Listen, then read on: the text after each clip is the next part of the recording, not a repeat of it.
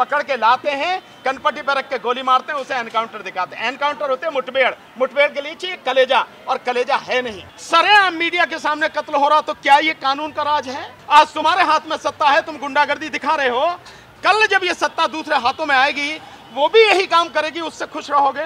जो लड्डू बांट रहे हैं वो वही लोग हैं जिनका देश के संविधान में विश्वास नहीं है, वो वही लोग हैं जिनका कानून में विश्वास नहीं है। ईवीएम की लड़ाई में हमारा साथ दीजिए और बैलेट पेपर से चुनाव करवाने के लिए हमारे साथ खड़े होइए और बीजेपी को उखाड़ के फेंकिए, नहीं तो देश की क्या बुरी हालत होगी आपकी कल्पना से बाहर। इतने के बाद 6 महीने में ही हिंदू राष्ट्र की घोषणा होगी और इस देश में जो हाल होगा आपकी कल्पना से बाहर है। इसलिए बार बार जगाने की कोशिश कर रहा हूं, 2024 से पहले जागो।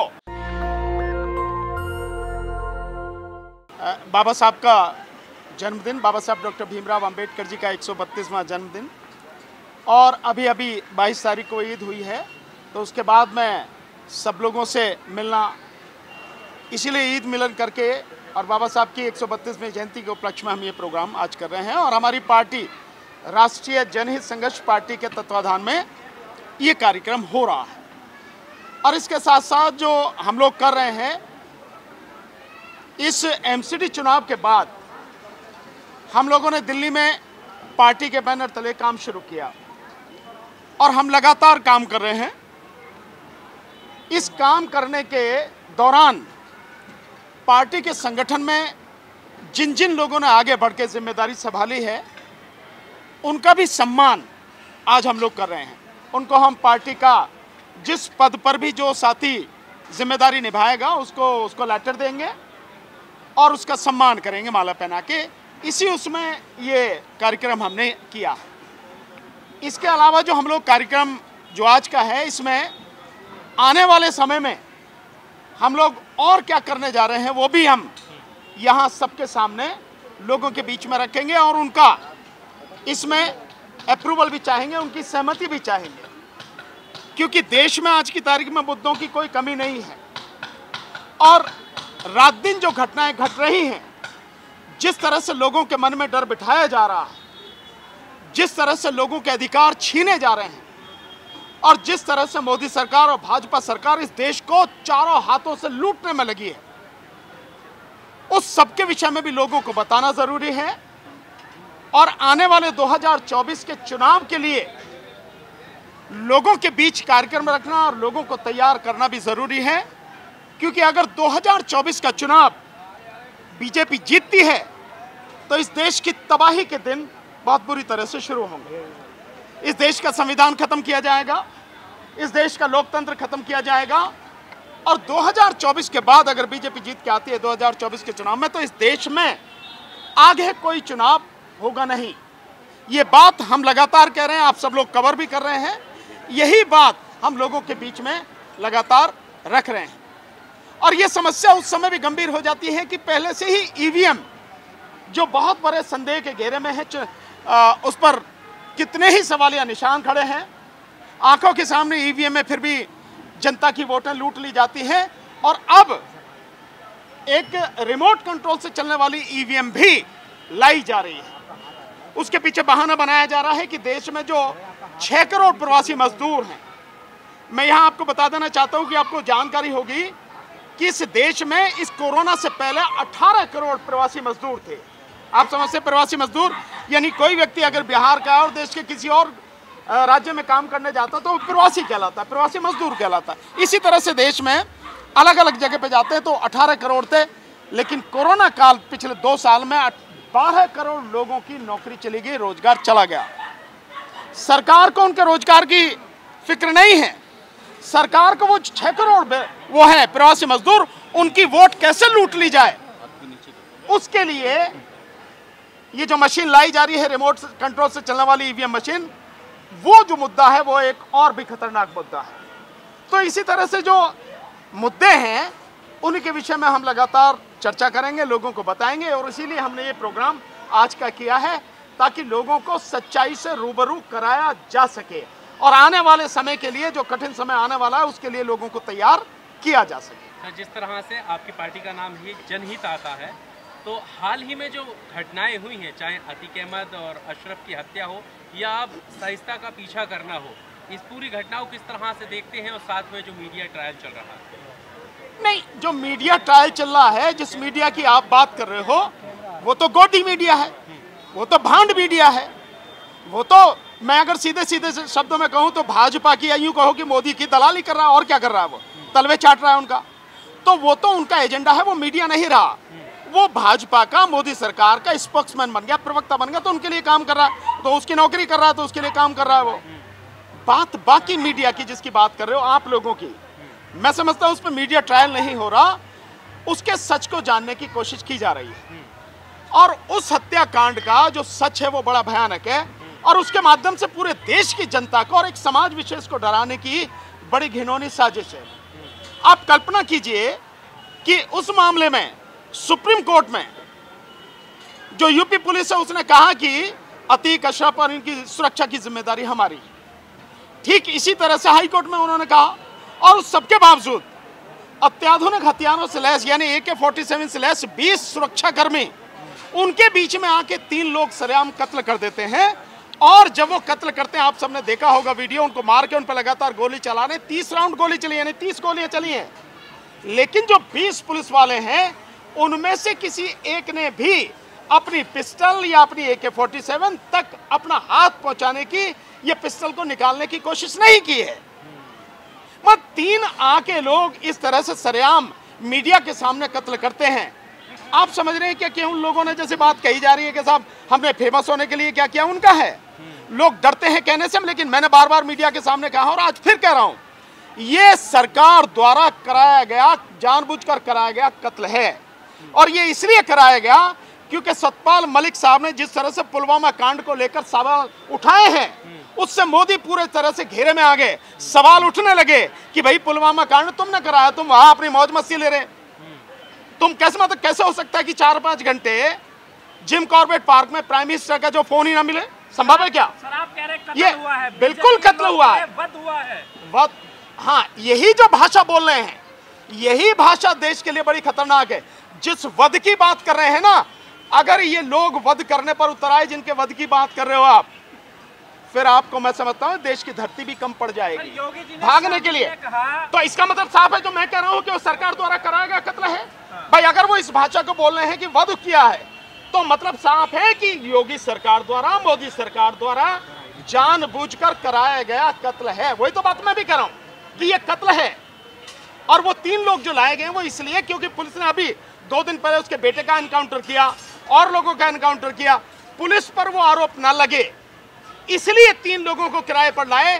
था वो भी एनकाउंटर ही, बस पुलिस ने नहीं किया, उन लोगों के माध्यम से कराया, इतनी सी बात। लेकिन सर योगी जी जिस तरह से कह रहे हैं यूपी के अंदर कानून का राज है, उन्होंने ये भी कहा कि गर्मी निकाल दी, तो उसकी तारीफ करेंगे आप? नहीं, आप इसे कानून का राज कहेंगे। अगर सरकार ने इतनी बड़ी सुरक्षा दे रखी है, हाई कोर्ट सुप्रीम कोर्ट में एफिडेविट दे रखा है, उसके बावजूद भी सरेआम मीडिया के सामने कत्ल हो रहा, तो क्या ये कानून का राज है? अगर यही कानून का राज है, तो जब निजाम बदलेगा, जब सत्ता बदलेगी, फिर यही कानून का राज चलेगा। खुश रहोगे इससे? यही चाहते हो कि यही कानून का राज हो? आज तुम्हारे हाथ में सत्ता है, तुम गुंडागर्दी दिखा रहे हो, कल जब ये सत्ता दूसरे हाथों में आएगी, वो भी यही काम करेगी, उससे खुश रहोगे? अगर यही चाहते हो तो ये कानून का राज नहीं है, ये संविधान का राज नहीं है, ये गुंडों का राज है। और ये गुंडागर्दी जो चल रही है, ये देश के लिए ही नहीं, सभी के लिए बहुत बहुत दुखदाई होगी। आपको लग रहा है जंगल राज? नहीं, जंगल राज तो इससे बढ़िया राज होता। कहाँ जंगल राज है भाई? ये तो जंगल से भी खतरनाक राज है भाई। रामराज सर, रामराज होगा। हाँ, तो रामराज में भैया जैसे शंभू ऋषि को मार दिया राम ने, अगर यही सब कुछ है तो भाई यही रामराज अगर चल रहा है, तो भाई हम इस रामराज का विरोध करेंगे, पूरी ताकत से करेंगे, और देखें कैसे रामराज चलेगा। ये भी बता रहे, घोषणा कर रहे हैं आपके सामने। छत्तीसगढ़ में अभी अटैक हुआ है और नक्सलियों का अटैक हुआ है, 11 जवान शहीद हुए हैं, आप उस बारे में क्या कहना चाहिए? भाई मुझे पता नहीं क्या हुआ है, मैंने देखा नहीं, क्योंकि मैं तो अपने प्रोग्राम में लग रहा हूँ। अगर है तो ये लॉ एंड ऑर्डर की सिचुएशन है, सरकार निपटे इससे। पर सर जिस तरह से योगी सरकार की जो कार्रवाई है उसको कानून व्यवस्था दुरुस्त बता रहे हैं वो लोग, तो इससे बहुत सारे लोगों में खुशी है, जश्न मनाया गया है, लड्डू बांटे जा रहे हैं। मैं समझता हूँ, मैंने तो देखा नहीं कहीं इस तरह की कोई बात हुई है। और अगर ऐसी है तो ये बहुत गंभीर स्थिति है कि सरकार द्वारा कराए गए कत्ल पर अगर आप लड्डू बांटेंगे, जश्न बनाएंगे, तो फिर मैं वही कह रहा हूं कि जब निजाम बदलेगा, जब सत्ता बदलेगी तब क्या करोगे? तब भी लड्डू बांटोगे क्या? हो इस बात के लिए तैयार? ये जो सारी चीजें और जो लोग लड्डू बांट रहे हैं वो वही लोग हैं जो इस देश को तबाह करना चाहते हैं। जो लड्डू बांट रहे हैं वो वही लोग हैं जिनका देश के संविधान में विश्वास नहीं है। वो वही लोग हैं जिनका कानून में विश्वास नहीं है, जिनका जो है सिर्फ और सिर्फ सत्ता उनके हाथ में बनी रहे उसके लिए वो सारे काम कर रहे हैं। यही है। तो क्या अभी शाइस्ता परवीन जो फरार चल रही है उन पर जो है इनाम भी बढ़ाया गया है, तो क्या उनको कानून का साथ देते हुए सहयोग करना चाहिए, सरेंडर करना चाहिए? इस देश के हर व्यक्ति को कानून और संविधान के तहत काम करना चाहिए, हर व्यक्ति को, और वो सरकार हो तो उसकी ज्यादा जिम्मेदारी है। अगर कोई नहीं करता है ये देश के लिए बड़ी गंभीर स्थिति है। पर जिस तरह की जो कार्रवाई चल रही है उसको लेकर सर आप क्या देखते हैं? क्या इस तरह के भी आरोप लग रहे हैं कि शाइस्ता परवीन मुस्लिम है, इस वजह से उनको ज्यादा निशाने पर लिया जा रहा है? यार मुसलमानों को दिख नहीं रहा है क्या? ये बार बार कहनी पड़ेगी कि मुसलमानों को किस तरह से टारगेट किया जा रहा, समझ में नहीं आ रहा। बार बार आपको टारगेट किया जा रहा है और ये उस समय किया जा रहा है जिस समय एक तरफ देश का प्रधानमंत्री जो वो कहता पसमानदा मुसलमानों को साथ लाने के लिए, उनकी भलाई के लिए नौटंकी की जा रही है और यही पसमानदा मुसलमानों का कत्ल किया जा रहा, फिर भी आपको नहीं दिखाई देता। और कुछ दिखाने की कहने की जरूरत है? मेरे मुंह से ही कहलवाओगे आप? ये सब कुछ सबके सामने हो रहा, सबको दिख रहा है क्या हो रहा है। बात आपको समझने की है। अगर आप नहीं समझेंगे तो यही हाल रहेगा और जो हो रहा है शायद इससे भी बदतर होगा। इसलिए हम बार बार लोगों को जगा रहे हैं, बार बार लोगों को बता रहे हैं कि 2024 के लिए ईवीएम की लड़ाई में हमारा साथ दीजिए और बैलेट पेपर से चुनाव करवाने के लिए हमारे साथ खड़े होइए और बीजेपी को उखाड़ के फेंकिए, नहीं तो देश की क्या बुरी हालत होगी आपकी कल्पना से बाहर। आप बार बार बड़े जानकार हैं, आप सुप्रीम कोर्ट में प्रैक्टिस करते हैं, आपको क्या लग रहा है जिन 3 लोगों ने गोली चलाई उनके खिलाफ क्या कार्रवाई बनती है, कानून सम्मत क्या? बस ये जो सरकार जो बात कर रही है, जो एनकाउंटर की बात करती है, ठोको नीति की बात करती है, तो सरकार के पास तो था, ठोक ही देना था वहीं के वहीं। भाई उन तीनों को वहीं ठोक देना था, क्या बात थी? क्यों नहीं ठोका? क्यों? क्योंकि बाकायदा सरकार द्वारा कराया गया ये सब कुछ काम। नारे लगे, वो नारे किसी के भी लगा लो, इससे क्या फर्क पड़ता है? सतपाल मलिक जी का बयान आया है, उन्होंने कहा है कि अगर बीजेपी 2024 में जीत गई तो देश बहुत बुरी स्थिति में चला जाएगा। यार अब सतपाल मलिक जी कह रहे हैं तो तुम भी ये बात करो, मैं तो इतने समय से कह रहा हूँ। मतलब मेरी बात का कोई मतलब नहीं है, मैं इतने समय से कह रहा हूँ कि बीजेपी अगर 2024 में जीतेगी उसका एक कारण है केवल ईवीएम। ईवीएम रहेगी तो जीतेगी, आप नहीं हरा सकते चाहे जितनी भी आप कुछ कोशिश कर लीजिए। ईवीएम हट गई, बैलेट पेपर से होगा तो 40 सीटें बीजेपी को नहीं आएंगी।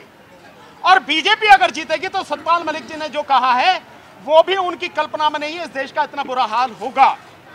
मैं होम मिनिस्ट्री की जो रिपोर्ट है, इंटेलिजेंस की जो रिपोर्ट है, मैं उसके मुताबिक बता रहा हूं 6 महीने में ही, जीतने के बाद 6 महीने में ही हिंदू राष्ट्र की घोषणा होगी और इस देश में जो हाल होगा आपकी कल्पना से बाहर है। इसलिए बार बार जगाने की कोशिश कर रहा हूं, 2024 से पहले जागो। 2024 के चुनाव में बीजेपी को जड़ से उखाड़ के फेंको। यही तुम्हारा सबसे बड़ा धर्म है आज की तारीख में, यही तुम्हारा फर्ज है, यही तुम्हारा कर्तव्य है। अगर इसमें चूक गए तो फिर तुम चाहे जो करते रहो, कुछ बचेगा नहीं। सर आपने सारी बातें की, आपने कहा कानून का राज नहीं है, आप कह रहे कि जुल्म हो रहा है, मुसलमानों टारगेट किया जा रहा है, लेकिन आपने अतीक को लेकर ये नहीं कहा कि अतीक माफिया था, उसने लोगों के साथ गलत किया, ये इसको आपने एक्सेप्ट? अगर कोई माफिया है या कोई भी है, या तुम भी माफिया हो या मैं भी माफिया हूं, इस देश में संविधान है कि नहीं है, कानून है कि नहीं है? उस आदमी को पुलिस ने पकड़ा, उस आदमी पर मुकदमे चल रहे, कोर्ट ने सजा की, तो काम कोर्ट का है या किसी 4 गुंडे आके करेंगे काम?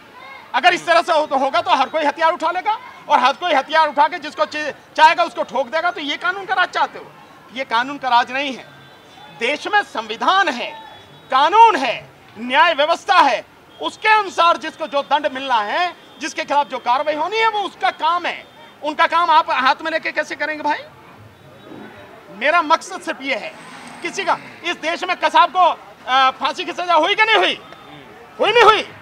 इतने लोग मतलब जितने कसाब ने मारे शायद ही किसी ने मारे होंगे, लेकिन बावजूद उसको पकड़ा गया, उस पर मुकदमा चलाया गया, करोड़ों रुपए खर्च हुए उसको स्पेशल कोर्ट बनाने के लिए, उसके लिए सेल बनाने के लिए, बावजूद उसके मुकदमा चलाया गया, मुकदमे का फैसला हुआ, कोर्ट ने सजा दिया और उसके बाद उसे फांसी की सजा दी गई। यह है नियम, कायदा, कानून।